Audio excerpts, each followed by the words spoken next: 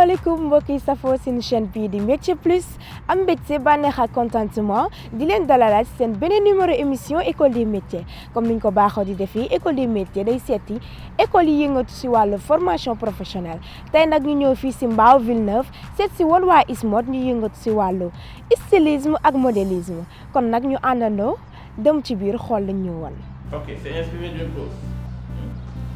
Ok, donc c'est une série de magic là, inspirée d'une dose. Là, nous sommes à l'étape stylisme pour représenter, pour imaginer et créer les modèles. Maintenant, il reste la seconde phase qui est aussi déterminante.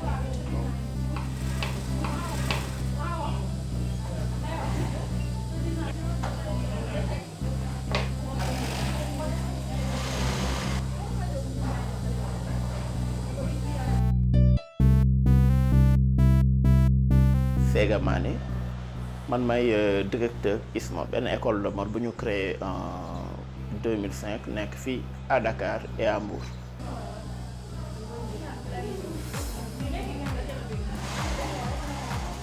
Tailleur bi généralement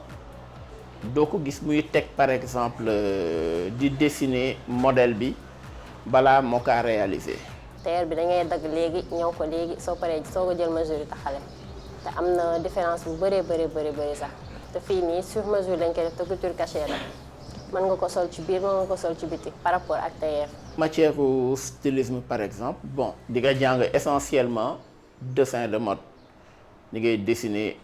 kii bi nag nga koy toog imaginer modèle bi nga dessiner ko di nga jàng tam choix des couleurs yi nag ngay mélanger couleurs yi nag ngay choisir couleurs yi yan couleur nga war a mën mélanger yan nga war a éviter mélanger en matière de stylisme. mais modélisme bi dafa nekk li nga xam ne nit ki day dagg ñaw bon ñun fii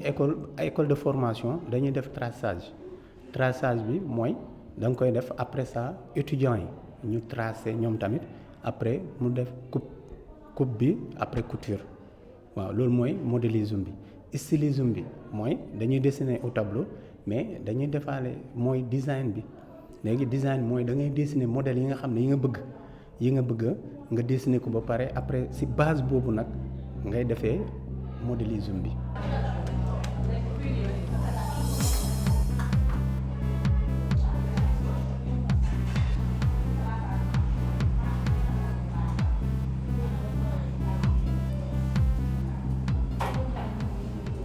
cours yi en fait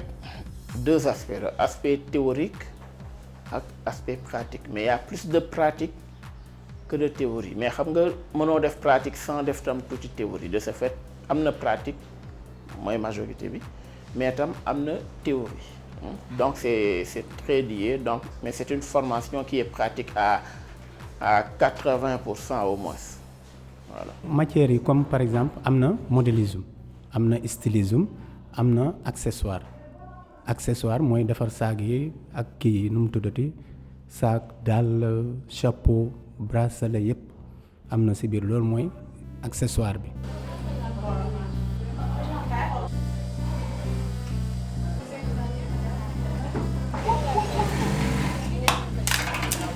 bi ça dépend des écoles ça dépend tamit ci vision bi mais je pense que ñun fii à ISMOD dañ koy def en 24 mois 2 ans yu complet on estime que boo defee 24 mois de formation nga def ko convenablement respecter cours yi di nga mën nekk un professionnel. maa ngi fii depuis octobre 2019. instant bi yaa ngi sa combien d'années? Pour l'instant maa ngi sama 2e année mais maa ngi en fin de formation. yaa ngi en fin de formation mën nañu xam sa fin de formation bi noo koy préparer. fin de formation bi ñoo ngi koy préparer waajal soutenance yi ak défilé bi parce que dañoo war a def travail stylisme avant mooy design sunu travail soutenance bi te instant yi ñoo ngi woon doon ko design ba moom lañ nekkoon doon valider sànq. ba may ñëw fii mënuma woon sax manipuler machine xaw woon dara ci machine étudiante laa woon mais comme que ISMOD daf maa neex sama passion la ma ñëw fii di jàng franchement gis naa sama bopp parce que léegi maa ngi ñëw veste maa ngi ñëw taille basse maa ngi ñëw robe lu ma bëgg a ñëw daal maa ngi koy ñëw parce que au moins jàngal nañ ñu ay traçage de base yoo xam ne boo ko amee da nga am possibilité ñaw lépp li nga bëgg a ñaw franchement. si te ki ma gën a poussé ma ñëw fii sax sama yaay la parce que moom boo day wax doomam dafa bëgg mu jàng métier loolu daf ko doon wax ba bi ma amulee bac na si la ma waxee ma ne ko am naa benn école bi may recherché te li ma fa gis dafa mel ni am na njëriñ te dafa am ku fi nekkoon sax koo xam ne moom dama ko xam te formation boobu la doon def ma laaj ko ay renseignement ma ñëw fii. fi ñëw décembre 2020 et instant bi ma ngi sama 2e année. mën naa xam yow ban niveau d'étude nga am balaa ngay ñëw fii ISMOD. bon avant mi ñëw fii ISMOD maa ngi def naa terminal bi ma defee ba pare malheureusement aw ma par la suite ci laa ne xaaral ba ñëw def formation bi parce que dafa nekkoon la nga xam ne amour la ci man mais en même temps passion depuis que j'étais toute petite la yàgg rêve de devenir une styliste. ISMOD maa ngi fi ñëw depuis 2019. ban niveau d'étude nga fi àndaale. niveau terminal laa fi indaale bi may ñëw. ba ngay ñëw ISMOD lan moo la poussé nga ñëw fii. bon bi may ñëw ISMOD nag dafa amoon benn talent bu doon nelaw si man boo xamante ne man leeroon na ma ne su ma ñëwee ci ISMOD rek dina ma permettre ba pare dina ma jàppale ma mën a génnee li nga xamante ne moom moo doon nelaw si man parce que man affaire mode daf ma mas a neex ay mbiru solo ak simeeku yooyu sama yëf la daf ma neex. dafa yàgg nekk sama passion moom depuis bi may nekk primaire dama doon nekk di def ay dessin di ci foo yooyu noonu ba ma dem ba 4e.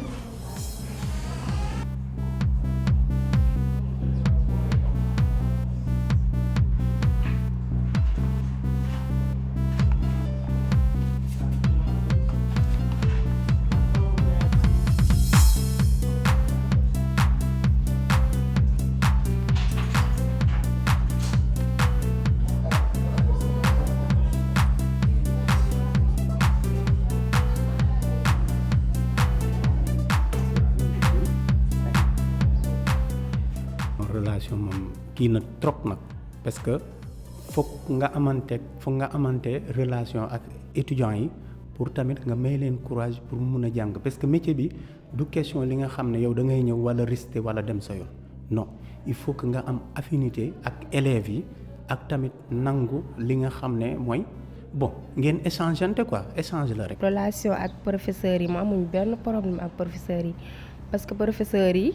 ñoom ñëpp dañoo wàccee seen bopp te ñun amuñu li daal parce que ñoom des fois sax buñ nekkul en cours sax mën nga am benn dara booy laajte li ngay liggéeyal sa bopp exercer wu nga laajte ko dala koy wax du ci am benn problème pour expliquer la te cours tamit classe tamit moom amuñ benn problème ak ñoom parce que ñoo ñu expliquer lépp lu ñu war a expliquer. mais il faudrait aussi que prof bi tam xam que l'objectif d'abord c'est que étudiant bi maîtriser étudiant bi mën maîtriser lu mu jàng mën nekk demain un bon professionnel kon il faudrait que de temps en temps tamit prof bi di exiger étudiant bi pousse ko pour mu jàng parce que du étudiant yëpp ay bëgg a jàng di nga gis koo xam ne day ñëw inscrire fii mais on sent que motivation am des na léegi ku nekk ak nu ñuy motiver am na ñenn di nga discuter ak ñoom nga motiver leen ñu jàng dina am ñoo xam ne nag foog nga sanctionner leen pour ñu jàng. métti woon na trop ak rigueur bi des fois damay jóge suñu kër ñëw fii tardé billaahi te loolu yëpp du doon la nekkul woon la nga xam ne neex na ma parce que yaakaar naa ne booy dem ci fenn booy wuti leen il faut nga am ci ambition am ci fulla aussi ak fayda mais le fait que may ñëw di tardé wala di am ay absence dafa doon la nga xam ne nii neexuma woon en fait mais avec le temps adapté wu naa. école comme structure boo gis foog moom règlement lu amul règlement désordre la am te désordre mënul avancer dara léegi règlement bi bon l'essentiel c'est surtout au niveau des absences et des retards parce que balaa ngaa maîtriser dara foog nga ñëw étudiant bu ñëwul à l'heure déjà c'est un problème tardé bi problème la kuy absenté c'est encore pire te formation bi demee na d'une certaine manière bi nga xam ne boo dul ñëw cours yi normalement day feeñ tout de suite day feeñ doo mën progresser doo mën jàll examen yi résultat on est vraiment très exigeant si absence yi ak retard yi parce que on sait que dafa am lien ak réussite étudiant bi. bon règlement intérieur moom école moom surtout ISMOD bi moom règlement moom soo ko respecté moom toujours que yat bi day dal sa kaw mooy les règlements lu ñu bañ fii élèves yi depuis le début ñoom su ñëwee pour inscrire secrétariat dañ leen di wax carrément que lu école bi bañ ak lu nangu parce que école bu amul règlement amul rigueur du dem.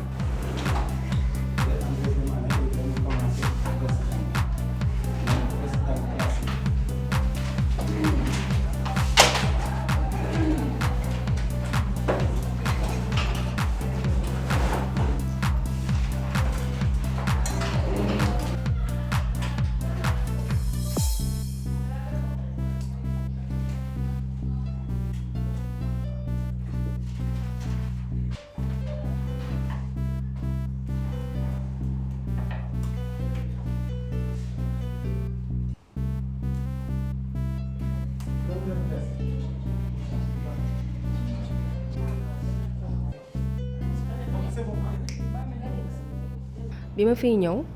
musuma ñaw musuma toog machine mais léegi maa ngi ñawal sama bopp certains vêtements yoo xam ne bëgg naa di ko sol su may dem fenn ñawal sama bopp certaines choses te bi ma fiy ñëw mënu ma woon toog machine dagg sax mënuma ko woon kon loolu daal lu baax la daal parce que tamit nekk na liggéey boo xam ne kenn du ci forcer kenn envie la nit ki moo koy bëggal boppam defal ko boppam parce que loolu daal laa ko trouvé te man maa ko bëggal sama bopp samay parents accompagné ma si tamit moo koy def. maa ngi koy sentir bu baax a baax a baax parce que li ma doon jàng fële gisuma ko comme cadre veste chemise classique yooyu noonu yëpp dañu koy jàngal te loolu noonu dooleeku na ci man par rapport ak fee métier bi ma doon xool fële tailleur bi par rapport ak boobu lu bëri dooleeku na ci man ak design bi surtout loolu. parce que daanaa design mais bi ma ñëwee fii tamit différence bi dama ko gis bu baax a baax a baax waaw di dooleeku moom macha allah. formation bi moom formation modélisme formation bi lu baax la parce que dañ lay won en matière de montage yi en matière de tamit aussi parce que bon am na ñi nga xam ne defuñu formation mais doo xam nan ngay tissu bi doo xam valeur tissu bi exactement te doo xam yow nan ngay réaliser tissu bi. ak tamit nan nga koy defee parce que surtout bon en matière de formation bi mooy modélisme bi pratiquement ñun fii ay couture cachée yëpp la ñuy def tandis que ñenn ñi soo demee si ñoom nga leen couture cachée du ñu xam lan mooy couture cachée loolu moo leen différencier entre ñi nga xam ne bon ñi jàng tailleur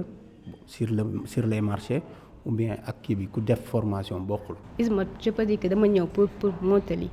parce que amoon na benn talent bu ndaw bu nekkoon ci man mais ISMOD ñëw na. complète certes defagul jëlaguma lépp daal mais ISMOD franchement am na lu ma apporté lu bëri macha allah parce que bi ma ñëwee fii laa commencé ñëw c'est que là mooy sama première fois ma toog ci machine. li ma xamu woon mooy kii design moom mosuma ko def loo xamante ni la c'est nouveau pour man design mosuma ko def moom loolu rek mooy loo xamante ni lu bees la ci man ci métier bi. jàng bi li ma dolli fii bëri na parce que dama foogoon ne lu facile la mais bon li ma dolli fii bëri na indi na ma ay xam-xam yu bëri yu ma xamul woon. bon léegi je pense bien en matière de formation modélisme bi les gars yi ñu ngi yeewu trop ci loolu parce que autant centre ñoo amoon centre yi dans les foyers ñoom ñoo amoon te bon centre yi ñoom tamit muy loolu am na ñeen ñi nga xam ne dañ ko foyer duñ ko jox gëdd parce que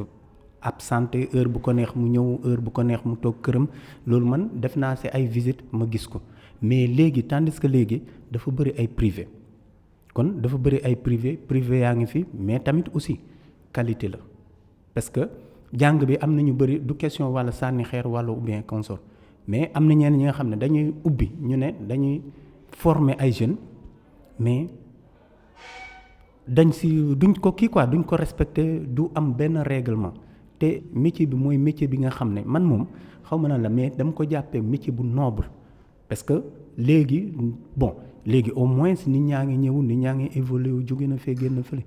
léegi nit ñaa ngi xam nit ñaa ngi comprendre même les góor ñi ñu ngi dugg ci école de formation yi da ngay gis classe bu nekk wala yenn saa day am ñaari góor wala ñetti góor nga xam ne nit ñi ñu ngi commencer di comprendre modélisme bi.